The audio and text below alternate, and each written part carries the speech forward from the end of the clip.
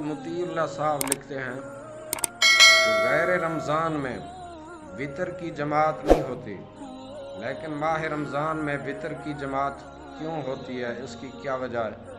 برائے مہربانی جواب دیں۔ بسم اللہ الرحمن الرحیم۔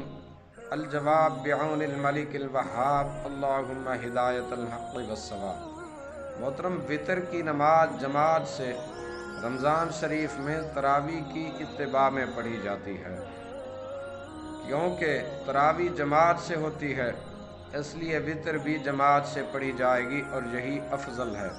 اور غیر رمضان میں تراویح ہوتی نہیں، اس لیے وطر کی جماعت بھی نہیں ہوتی، کیونکہ اتباع باقی نہیں رہی۔ اور رمضان المبارک میں وطروں کی جماعت خود رحمت کونین صلی اللہ علیہ وسلم سے ثابت ہے۔ نور الایضاح میں مراقی الفلاح میں ہے کہ رمضان میں وطر کی نماز کو جماعت سے پڑھنا رات کے آخری حصے میں اکیلے نماز پڑھنے سے افضل ہے، کیونکہ رمضان میں جب جماعت جائز ہے تو یہی افضل ہے۔ اور اسی وجہ سے بھی کہ حضرت عمر رضی اللہ تعالیٰ عنہ رمضان میں وطر کی باقاعدہ جماعت کرواتے تھے۔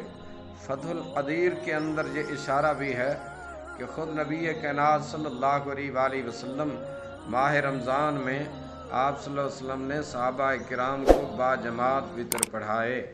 اللہ اعلم عز وجل ورسولہ اعلم صلی اللہ علیہ وآلہ وسلم۔